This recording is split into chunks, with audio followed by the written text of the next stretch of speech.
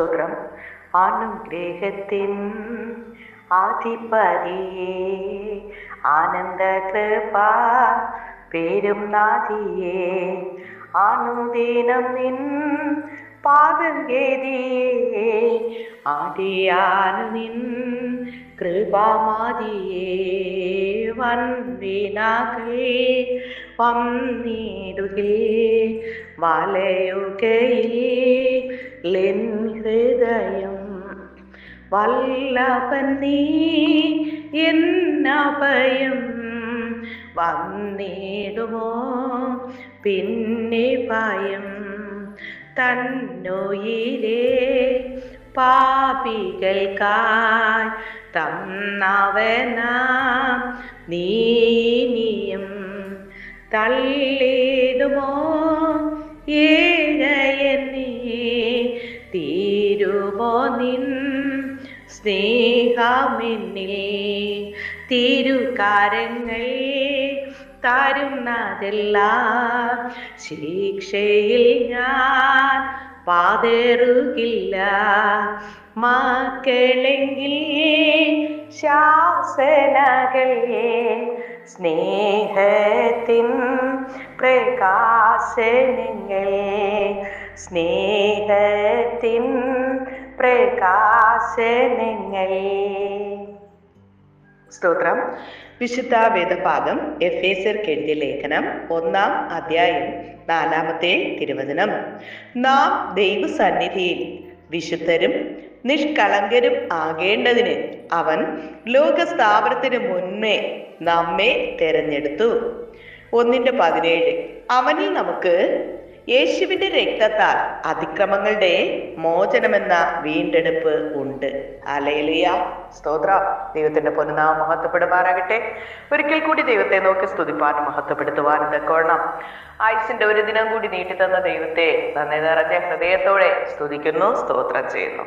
ദൈവത്തിന്റെ വചനത്തിലൂടെ വായിച്ചു കേട്ടതുപോലെ നാം ദൈവത്തിന്റെ സന്നിധിയിൽ വിശുദ്ധരും നിഷ്കളങ്കരും ആകേണ്ടതിനാണ് ദൈവം നമ്മെ ലോകസ്ഥാപനത്തിന് മുന്നേ തെരഞ്ഞെടുത്തത്. ഹല്ലേലൂയ. മനുഷ്യർക്ക് ഈ ഭൂമിയിൽ അല്പകാലം മാത്രമേ വാസമുള്ളൂ. ഈ അല്പകാലത്തിനുള്ളിൽ ഹല്ലേലൂയ ദൈവത്തോട് കൂടെ യുഗായുഗം വസിക്കണം എങ്കിൽ ഹല്ലേലൂയ നാം നിഷ്കളങ്കരും വിശുദ്ധരും ആയിത്തീരേണ്ടത് ആവശ്യമാണ്. ദൈവം വിശുദ്ധനാകയാൽ നാമും വിശുദ്ധരായിരുന്നാൽ മാത്രമേ നമുക്ക് ദൈവത്തോട് കൂടെ വസിക്കുവാനായി കഴിയുകയുള്ളൂ. ഹല്ലേലൂയ. ആമേൻ. നാം ദൈവത്തിന്റെ സന്നിധി വിശുദ്ധരും നിഷ്കളങ്കരും ആകേണ്ടതിന് വേണ്ടി നമ്മെ ലോകസ്ഥാപനത്തിന് മുന്നേ ദൈവം തെരഞ്ഞെടുത്തു എന്നുള്ള ഒരു ഉത്തമ ബോധ്യത്തോടെ വേണം നാം ഈ ലോകത്തിൽ ജീവിക്കേണ്ടത്. ഹല്ലേലൂയ. യേശുവിൽ കൂടെ നമുക്ക് പാപമോചനം ലഭിക്കുന്നു. യേശുവിൽ നമുക്ക് യേശുവിന്റെ രക്തത്താൽ അതിക്രമങ്ങളുടെ മോചനമെന്ന വീണ്ടെടുപ്പുണ്ട്.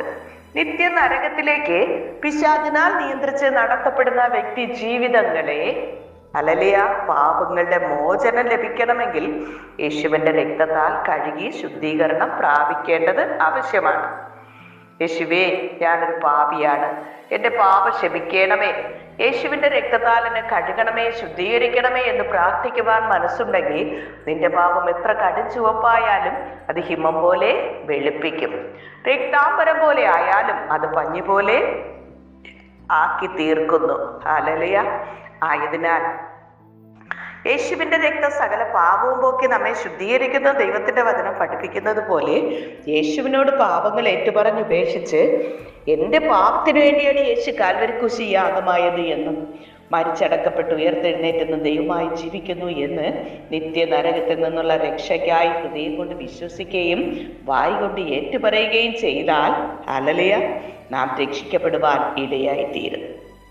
അപ്രകാരമായി തീർന്ന ഒരു വ്യക്തി അടുത്തതായി ക്രിസ്തുവിനോട് ചേരുവാൻ സ്നാനമേൽക്കേണ്ടത് ആവശ്യമാണ്. ക്രിസ്തുവിനെ ധരിക്കുന്നതാണ്. ക്രിസ്തുവിനോട് ചേർന്ന് സ്നാനമേറ്റ വ്യക്തികൾ പരിശുദ്ധാത്മാവിനെ പ്രാപിക്കണം. ഹല്ലേലൂയ. ആമേൻ.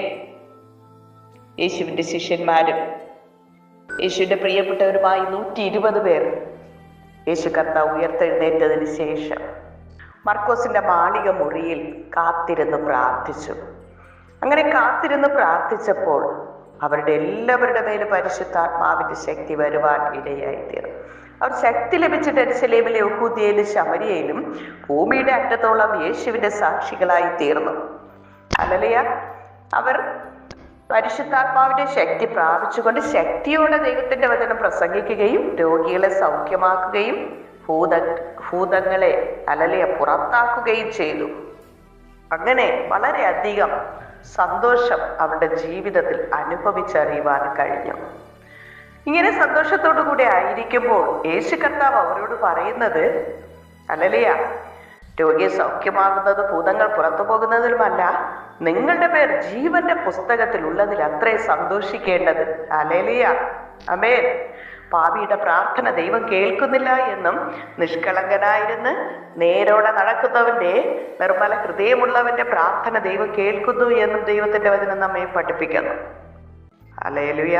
ആയതിനാൽ എത്ര വേഗം പാപങ്ങൾ യേശുവിനോട് ഏറ്റുപറഞ്ഞ് ഉപേക്ഷിച്ച് മാനസാന്തരപ്പെട്ട് യേശുവിനെ രക്ഷകനായി ഹൃദയത്തെ സ്വീകരിച്ച് യേശുവിനെ ധരിക്കുവാൻ, ക്രിസ്തുവിനോട് ചേരുവാൻ സ്നാനമേറ്റ് പരിശുദ്ധാത്മാവ് പ്രാപിച്ച് വിശുദ്ധിയോടെ ജീവിക്കുമ്പോൾ നമ്മുടെ പേര് ജീവന്റെ പുസ്തകത്തിൽ എഴുതുവാൻ ഇടയായിത്തീരുന്നു.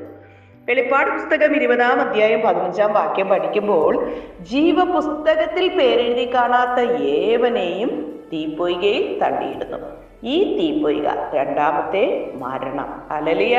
ആ നിത്യ നരകത്തിൽ വീഴുവാൻ ഇടയാകാതെ നിത്യസൗഭാഗ്യമായ സ്വർഗരാജ്യത്തിൽ ദൈവത്തോടു കൂടെ വസിക്കുവാനായി നാം ദൈവത്തോട് പറ്റിച്ചേർന്ന നാളുകളിൽ നാം ദൈവസന്നിധി വിശുദ്ധരും നിഷ്കളങ്കരും ആകേണ്ടതിനാണ് നമ്മെ ലോകസ്ഥാപനത്തിന് മുന്നേ ദൈവം തെരഞ്ഞെടുത്തതെന്നുള്ള ഹല്ലേലൂയ ആ ഉത്തമ ബോധ്യത്തോടു കൂടെ ഓരോ ദിനവും നാം മുന്നോട്ട് പോയാൽ ദിനംതോറും യേശുവിന്റെ രക്തത്താൽ കഴുകി ശുദ്ധീകരിച്ച് ശുദ്ധീകരണം പ്രാപിച്ചുകൊണ്ട് മുന്നോട്ട് പോകുവാൻ ദൈവം നമ്മെല്ലാം സഹായിക്കുമാറാകട്ടെ.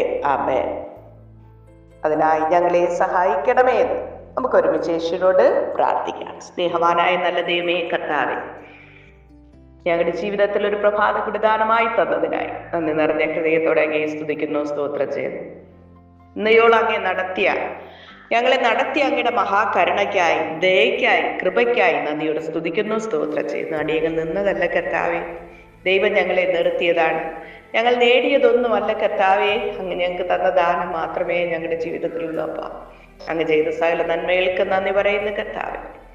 അതാ ഈ പ്രാർത്ഥനയിൽ പങ്കെടുക്കുന്ന എല്ലാ മക്കളെ അനുഗ്രഹിക്കണം കർത്താവ്. എല്ലാവരും ദൈവത്തിന്റെ സന്നിധിയിൽ വിശുദ്ധരും നിഷ്കളങ്കരും ആകേണ്ടതിന് ലോകസ്ഥാപനത്തിന് മുന്നേ തെരഞ്ഞെടുത്തു എന്നുള്ള ഉറപ്പോടെ ധൈര്യത്തോടെ ഓരോ മക്കളും കാണപ്പെടുവാൻ ദൈവം സഹായിക്കണം. യേശുവിന്റെ രക്തത്താൽ ഞങ്ങൾക്ക് അതിക്രമങ്ങളുടെ മോചനം എന്ന വീണ്ടെടുപ്പുണ്ട് എന്ന് ഹല്ലേലൂയ ദൈവത്തിന്റെ വചനത്തിലൂടെ അങ്ങ് അറിയിച്ച കൃപയ്ക്കായി സ്തോത്രം. ദൈവോളം ഞങ്ങളുടെ ജീവിതങ്ങളുടെ സകല കുറവുകൾ ക്ഷമിച്ച് യേശുവിന്റെ രക്തത്താൽ ഞങ്ങളെല്ലാം ഒന്നുകൂടെ കഴുകണമേ, ശുദ്ധീകരിക്കണം.